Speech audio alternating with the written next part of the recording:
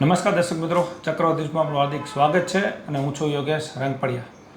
આજે એક ખૂબ મહત્ત્વના વિષયને લઈને આપની સાથે ચર્ચા કરવા માટે હું ઉપસ્થિત થયો છું અને મારી સાથે મોરબી જિલ્લા જે શિક્ષક સંઘ છે એમના દિનેશભાઈ વડસોલા આપણી સાથે આજે ઉપસ્થિત છે અને આજનો વિષય દિનેશભાઈ છે એટલે તમને ખ્યાલ આવી જ ગયો હશે કે શિક્ષણને લઈને આજનો મુદ્દો આપણો રહેવાનો છે કે જીવનની અંદર શિક્ષણ કેટલું મહત્ત્વનું છે અને આજે જે શિક્ષણની જે સ્થિતિ છે અને જે મોંઘવારી છે અને એ મોંઘવારી શિક્ષણ પર કઈ પ્રકારે અત્યારે અસર કરી રહી છે એની જે ઇફેક્ટ અને સાઇડ ઇફેક્ટ બંને આજે અમે તમને જણાવશું. ખાસ કરીને મોરબી જિલ્લો ખૂબ હરણફાળ સિરામિકમાં આગળ નીકળી ગયો છે અને મોરબીની જે ઇન્કમ છે એ માથાદીઠ આવકમાં આખા ભારતમાં અવ્વલ નંબર ઉપર આવી રહી છે. ખૂબ સારી ઇન્કમ ધરાવતો આપણો જિલ્લો છે, પરંતુ એ જિલ્લો શિક્ષણને લઈને ક્યાંક ને ક્યાંક અસર કરી રહ્યું છે. હાલ એવી ઘણી બધી સ્થિતિ સામે આવી છે જેના લઈને અત્યારે અમારે તમારા સમક્ષ ઉપસ્થિત થવું પડ્યું છે કે જે અત્યારે પ્રાઇવેટીકરણ, પ્રાઇવેટ સ્કૂલો, કોલેજો અને જે શાળાઓ દિવસે ને દિવસે વધતી જઈ રહી છે અને એના તરફ જે લોકોનો ઝુકાવ છે એ પણ સતત ને સતત વધતો રહ્યો છે. જે સરકારી સ્કૂલમાં શિક્ષણ સારું જ છે છતાં પણ એ પ્રાઇવેટ સ્કૂલમાં પોતાના બાળકને ત્યાં ભણાવવા માટે એક અલગ અત્યારે મોરબીમાં દોડ ચાલી રહી છે. પરંતુ ઇન્કમની જે વાત કરી એ ઇન્કમ તમામ લોકોની નથી હોતી. કે માની લ્યો કોઈ સ્કૂલ છે XYZ, એમની ફી 2 લાખ, 1.5 લાખ, 3 લાખ, લાખ છે. એ ફી તમામ મોરબીના લોકો ભરી નથી શકતા, પરંતુ જે 5 લોકો જે કેપેસિટીવાળા છે એ 3 લાખ રૂપિયાની ફીમાં વાર્ષિક પોતાના બાળકને ભણાવે છે. તો એ બાળક એ પોઝિશનમાં છે કે એમના માતા પિતા એ ફી ભરી શકે એમ છે, પરંતુ ઘણા બધા માતા પિતા એવા પણ છે કે જે આ ફી ભરી નથી ભરી શકતા છતાં પણ એ પોતાના બાળકને, પહેલાંના બાળકને સારા કોલેજમાં, સારી સ્કૂલમાં મોકલે છે એટલે આપણે પણ ત્યાં મોકલી દઈએ છીએ. પરિણામે એ સ્થિતિ ઊભી થાય છે કે સ્કૂલના જે સંચાલકો હોય છે એ ઉઘરાણી કરે છે ફીની, ત્યારે વાલી ભરી શકતો નથી અને એ ફીની ભરપાઈ કરવા માટે અન્ય જગ્યાએ સગા સંબંધીઓમાં ઊંચી ઉધારા અથવા વ્યાજ જે પૈસા ઉઠાવે છે અને વ્યાજખોરોના જે ચુંગલ છે એમાં ફસાઈ જતા હોય છે. ત્યારે આપણી સાથે દિનેશભાઈ જે છે એ પોતે પણ શિક્ષક છે અને શિક્ષક જે સંઘ છે મહાસંઘ તેમાં પણ એ જોડાયેલા છે. ત્યારે દિનેશભાઈ, અત્યારે જે સાહેબ આ સ્થિતિ નિર્માણ થઈ છે, જે સરકારી સ્કૂલમાં શિક્ષણ સારું જ મળતું હોય છે છતાં પણ પ્રાઇવેટ તરફ દોડ વાલીઓની જે છે એ આપ કઈ રીતે જુઓ છો? આજના વિષયને હું કવિવાર દુષ્યંતના શબ્દોથી શરૂઆત કરીશ. સિર્ફ હંગામા કરના હમારા મકસદ નહીં, સિર્ફ હંગામા કરના હમારા મકસદ નહીં, પીड़ पर्वत से हुई वो पिघलनी चाहिए, मेरे सीने में न सही तेरे सीने में सही हो आग कहीं भी जलनी चाहिए, इस हिमालय से कोई न कोई गंगा निकलनी चाहिए, इस हिमालय से कोई न कोई गंगा निकलनी चाहिए. આજનો આપનો જે વિષય છે એ ખાનગી શાળામાં જતા બાળકો જે છે એને કેન પ્રકારે એમના વાલીને પોસાતું નથી છતાં પણ એ ખાનગી શાળામાં મોકલે છે અને પાછળથી ફી ભરી શકતા નથી. એના કારણે અનેક પ્રશ્નો ઊભા થાય છે એવું આપની વાત ઉપરથી હું સમજી શકું છું. તો યોગેશભાઈ, વાત એ છે કે અત્યારનો જમાનો છે ને એ વ્યસન, ફેશન અને દેખાદેખીનો છે.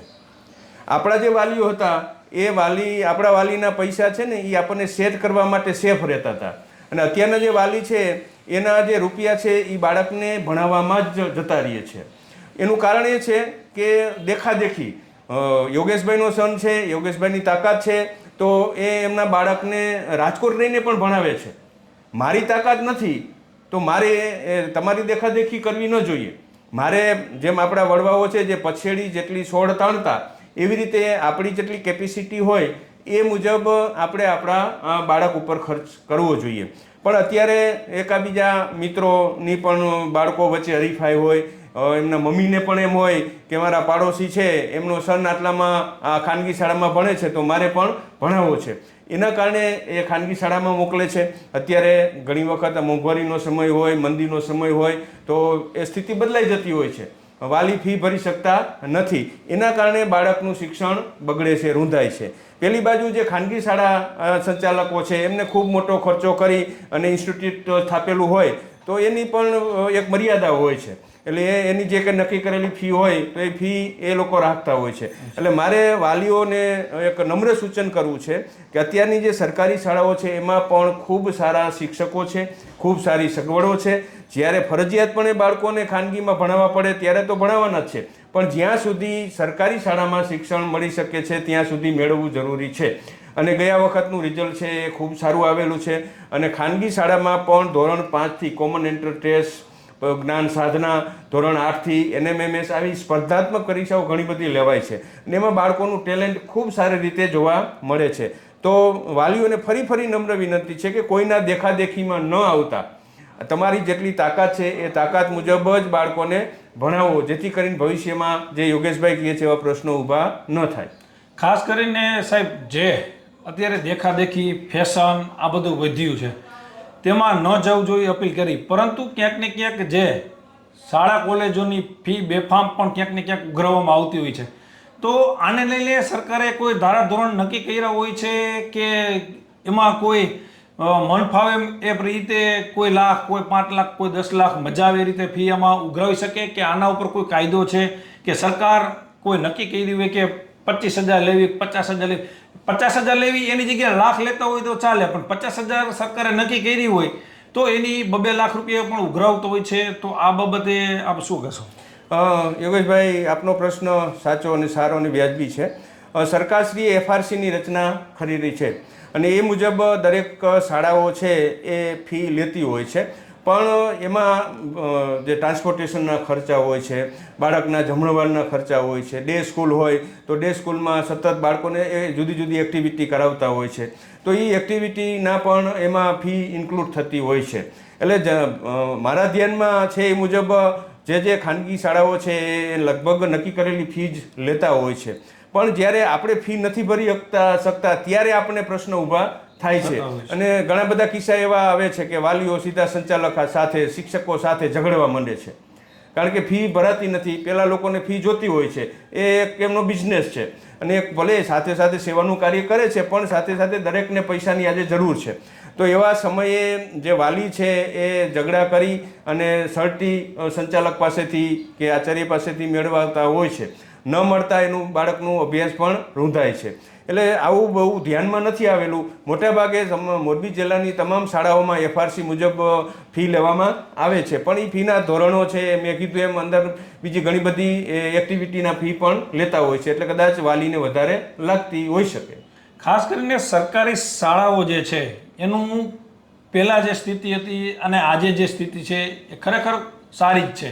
જે પ્રકારે શિક્ષકોની ભરતી થતી હોય છે એ યોગ્ય ગુણવત્તાની સરકાર ભરતી કરતી હોય છે અને જે એની યોગ્ય લાયકાત હોય ત્યારબાદ જ એને સરકાર ભરતી પ્રક્રિયામાંથી પસાર કરી અને એમને જે તે જિલ્લા, તાલુકા અને જે તે સિટી હોય ત્યાં એમને સ્કૂલમાં તેમને જવાબદારી સોંપતી હોય છે, એ જે શિક્ષક તરીકેની.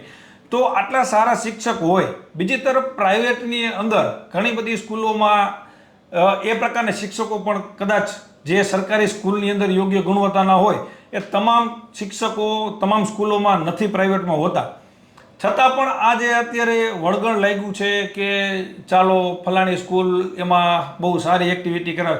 એક્ટિવિટી સાહેબ અત્યારે જે ખેલ મહાકુંભ હોય કે અન્ય જે કાંઈ પણ રૂટીન અત્યારે આરોગ્યની દ્રષ્ટિએ જુઓ તો એમને જે દવાઓ, જે કાંઈ પણ પ્રોટીનની દવાઓ, જે કાંઈ પણ જોતું હોય એ સ્કૂલની અંદર જ, એ સરકારી શાળામાં જ આપવામાં આવતી હોય છે, જે પ્રાઇવેટમાં કદાચ નહીં આપવામાં આવતી હોય. જે એક્ટિવિટી ખેલમાં કુંભથી લઈ જે એની કસોટીઓ લેવામાં આવતી હોય છે, જે પ્રાઇવેટમાં લેતી હોય એથી સારી સ્થિતિ ક્યાંક ને ક્યાંક, હું એવું માનું પહેલાં જે ઓરડા સ્કૂલના હતા એ સ્કૂલના ઓરડા અત્યારે ક્યાંક ને ક્યાંક સારા થઈ ગયા. છતાં પણ પ્રાઇવેટીકરણ અત્યારે થતું જઈ રહ્યું છે, એ એક ખરેખર ચિંતાનો વિષય તો બને. ચોક્કસ યોગેશભાઈ, સરકારશ્રીએ છેલ્લા 10-15 વર્ષમાં શિક્ષણ ક્ષેત્રે ખૂબ મોટું સુધારા કરેલા છે અને આખું જે એનો ડેટા છે એ તમામ સ્કૂલનો ડેટા છે એ command and control room Gandhinagar ખાતે વિદ્યા સમીક્ષા કેન્દ્ર, જે નવું નામ આપ્યું, એ વિદ્યા સમીક્ષા કેન્દ્રમાં એ બધો જ ડેટા છે એ સંગ્રહિત થતો હોય છે. અને બાળકો માટે જેમ ખાનગી શાળા કરતાં પણ વિશેષ સુવિધાઓ, એકમ કસોટી, દર શનિવારે એકમ કસોટી લેવામાં આવે છે અને એ એકમ કસોટીના જે માર્ક છે એ અપલોડ કરવામાં આવે છે. અને એ સાથે સાથે સ્માર્ટ ક્લાસની પણ વ્યવસ્થા છે. એ સ્માર્ટ ક્લાસ દ્વારા જે રાજ્યના તજજ્ઞ શિક્ષકો હોય એના દ્વારા બાળકો છે એ વર્ચ્યુઅલી ભણી શકતા હોય છે. અનેક પ્રકારની પ્રયોગશાળા છે, પ્રેક્ટિકલ જ્ઞાન છે, આવી અનેક પ્રવૃત્તિઓ ખાનગી શાળાની જેમ જ સરકારી શાળામાં થાય છે. પણ લોકોમાં એક એવી માનસિકતા છે કે સરકારી એટલું અસરકારી, એના કારણે લોકો ખાનગી તરફ વળતા હોય છે. આજે મારે શિક્ષણ ક્ષેત્રે 36 વર્ષ થયા. એ 36 વર્ષમાં ઘણા બધા વિદ્યાર્થીઓ મારી પાસેથી પસાર થયા અને સારી એવી પોસ્ટ ઉપર અત્યારે ફરજ બજાવી રહ્યા છે. તો મારી ફરી વાલીઓને વિનંતી છે કે જ્યારે આપને ખરેખર જરૂર પડે ત્યારે જ વાલીઓને બાળકોને ખાનગી શાળામાં મોકલો. સરકારી શાળામાં તમારી કેપેસિટી ન હોય તો સરકારી શાળામાં જ બાળકોને ભણાવો. જે પ્રકારે સરકારી શાળાની અંદર સારું શિક્ષણ મળી જ રહ્યું છે, તો બીજી તરફ જે અત્યારે મોરબી જિલ્લા અને ખાસ કરીને સૌરાષ્ટ્રની અંદર જે શિક્ષણ ક્યાંક ને ક્યાંક મોંઘું બનતું રહ્યું છે ને, મોંઘું એ શિક્ષણની સંસ્થા છે એ પ્રાઇવેટ છે, એ કોઈ પણ પ્રકારની ફી વસૂલતી હોય, બેફામ વસૂલતી હોય, તો તમારે ત્યાં તમારા વિદ્યાર્થીને, તમારા જે પૌત્ર હોય, પૌત્રી હોય, પુત્ર હોય, તેમને ત્યાં તમારી કેપેસિટી હોય તો જ મોકલવા જોઈએ ખરેખર. પરંતુ હું જે પ્રકારે વાત કરી કે મારા છોકરાની 15,000 ફી ભરી શકું છું, તો મારે 1.5 લાખની ફી ભરતી સ્કૂલમાં મારા બાળકને ન મોકલવું જોઈએ. એનાથી મોકલવાથી જે અત્યારે સ્થિતિ સામે આવી છે એને લઈને જ આ વિડીયો મૂકવો પડ્યો છે કે જે વાલી હોય છે, એક સીધી જ દ્રષ્ટિએ પ્રાઇવેટ સ્કૂલના જે શિક્ષકો હોય છે, જે સંચાલકો હોય છે, એમની સાથે અત્યારે ઘર્ષણમાં પણ ઉતરી રહ્યા છે. તો બીજી ટકોર મારે પ્રાઇવેટ સ્કૂલના શિક્ષકોને અને સંચાલકોને એ પણ આ માધ્યમથી અત્યારે હું કરીશ કે જે વિદ્યાર્થીઓ ફી નથી ભરી શકતા તો એની સાથે અમાનવી વ્યવહાર પણ થઈ રહ્યો છે, એ ન થવો જોઈએ. એ આપ સમજી શકો એક શિક્ષક તરીકે કે કોઈ વિદ્યાર્થીએ 5 દિવસ, 10 દિવસ, મહિનો દિવસ ફી લેટ ભરી, કદાચ નથી ભરી, તો એને તમે જે શિક્ષા તમે જે ત્યાં ઉડબેટ કરાવતા હોય કે તમે અન્ય કોઈ તેમને તમે સજા કરતા હોય, તો એ સજા ખરેખર ન કરવી જોઈએ. એવા ઘણા 1-2 કિસ્સાઓ 2 દિવસમાં જ મારી સામે આવ્યા છે કે ફી નથી ભરી શક્યા. એ વાલીને પણ આપણે કીધું કે ભાઈ તમારે ફી જે તમારી કેપેસિટી હોય એવી સ્કૂલમાં તમારા છોકરાને મોકલવો. આવી 2-3 લાખની ફીમાં તમારે ન મોકલવો જોઈએ. અને બીજી તરફ જે સ્કૂલના સંચાલકો દ્વારા એ વિદ્યાર્થી સાથે જે શિક્ષા કરવામાં આવી હતી એને લઈને પણ આપણે શિક્ષકોને પણ ટકોર કરીએ છીએ કે આ પ્રકારે વિદ્યાર્થી સાથે વ્યવહાર ન કરવો જોઈએ. સાહેબે જેમ કીધું, પસેડી હોય એવડી જ હોડ તણાય. એટલે અત્યારે ક્યાંક ને ક્યાંક ક્રેઝ છે ફેશનનો અને દેખાદેખીનો, એમાં ન દોરાવવું જોઈએ. ખાસ કરીને આ શિક્ષણમાં સરકારી સ્કૂલમાં પણ જે પ્રકારે સાહેબે કીધું એ પ્રકારે દર વીકલી, મંથલી પરીક્ષાઓ લેવાય છે, ત્યાં પણ શિક્ષણ સારું જ છે. એવું નથી કહેતા કે તમે સરકારીમાં ભણાવો, પરંતુ જો તમારી કેપેસિટી 15,000 વાળી પ્રાઇવેટ સ્કૂલમાં છે તો 15,000 વાળીમાં ભણાવો. 25,000 વાળી છે, તમારી ફી ભરવાની કેપેસિટી વાલીઓની હોય એ પ્રકારે એમને ભણાવવા જોઈએ, જેથી કરી અને આગામી દિવસોમાં એ આપણા બાળકની ભવિષ્ય જે છે એ ધૂંધળું ન બને. એને આજે આ સ્કૂલમાંથી બીજી સ્કૂલમાં ફી ન ભરી ત્રીજી સ્કૂલમાં મોકલવો પડે, એવી સ્થિતિ ન આવે. એના માટે જ અમે ખાસ કરીને આજે આ વિડીયો મૂક્યો છે.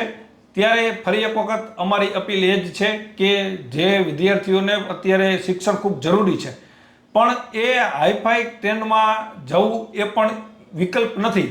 સરકારીમાં પણ એ સુવિધાઓ અને શિક્ષણ મળે જ છે, છતાં પણ આપની જે કેપેસિટી છે એ જ પ્રકારે આપના બાળકને ભણાવવું જોઈએ. ચક્રવાત ન્યૂઝ, મોરબી.